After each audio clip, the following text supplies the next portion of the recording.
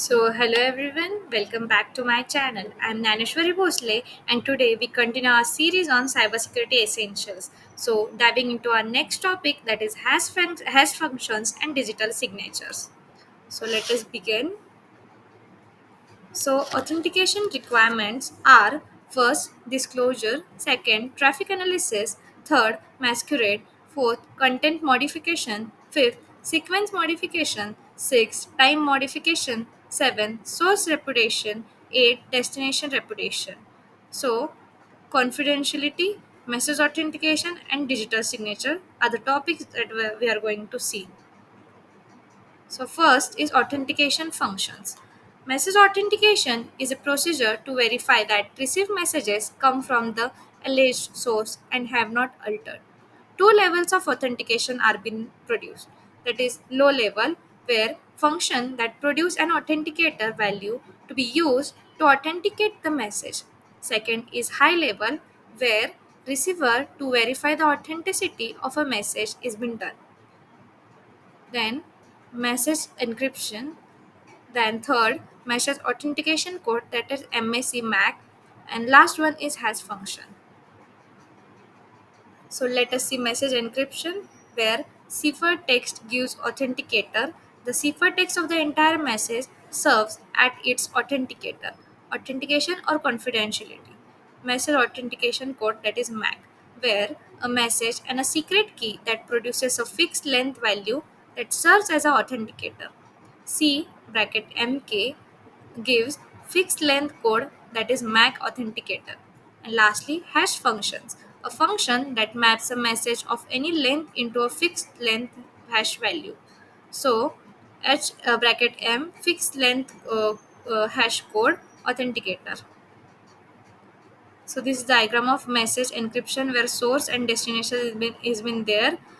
From First is symmetric encryption, gives confidentiality and authentication. Second is public key encryption, confidentiality, and third is public key encryption, gives authentication and signature. And last one is public key encryption, that gives confidentiality, authentication, and signature.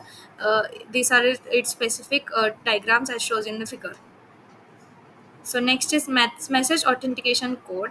An alternative authentication technique involves the user of a secret key to generate a small fixed size block of data known as cryptographic checksum or MAC.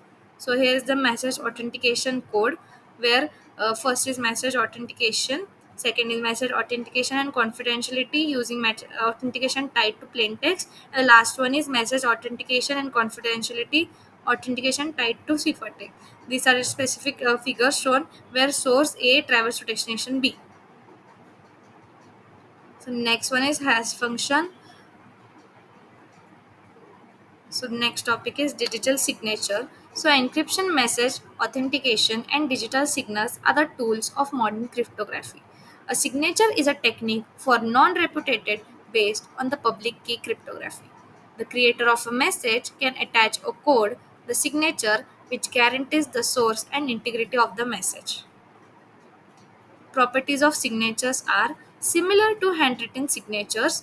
Digital signatures must fulfill the following: must not be forgettable, mutual trusted, recipients must be able to verify them, and signers must not be able to replicate them later.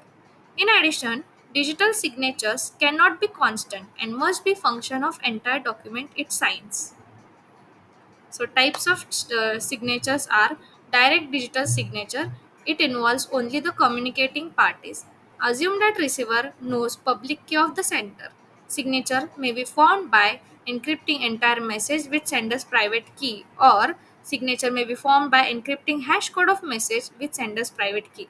Further, encryption of entire message plus signature with receiver's public key or shared private key ensures confidentiality. So, types of signature. A computers encrypts the original plain text message, that is PT means plain text, with help of standard symmetric key cryptographic algorithm. This produces ciphertext message, that is CT. The key is used in this operation K1 is called as one-time symmetric key. It is used once and then discarded. So here sender A uh, doing symmetric key encryption algorithm, taking plain text and using symmetric key, that is K1, and generates a ciphertext.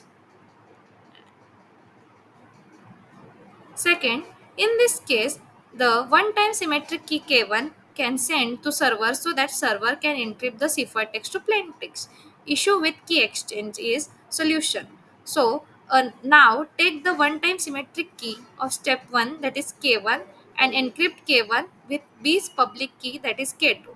This process is called as key wrapping. So sender sends encrypt decrypt symmetric key message asymmetric key encryption algorithm, which has been encrypted by using base public key.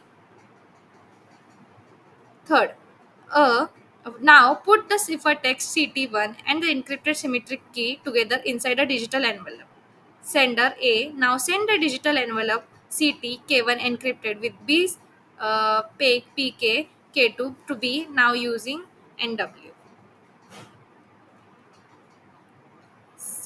Send A now send a digital envelope CTK1 encrypted with B's PK K2 to B using NW network.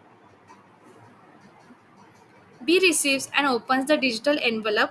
After B opens the envelope, it receives two things: ciphertext and one-time symmetric key K1 encrypted with B's private key, that is K2. B now uses the same asymmetric key algorithm as was used by A and her private key K3 to decrypt the logical box that contains the symmetric key, that is K1, which was encrypted with B's public key, that is K2. So output is K1.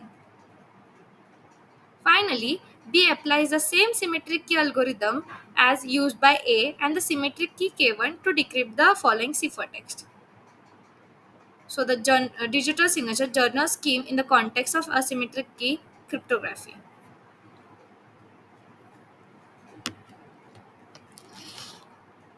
So that's it for this video. Thank you for watching. If you found this video helpful, don't forget to like, share and subscribe.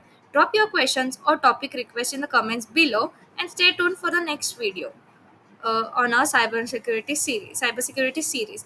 Till then, stay safe, stay secure, and thank you so much for watching this video.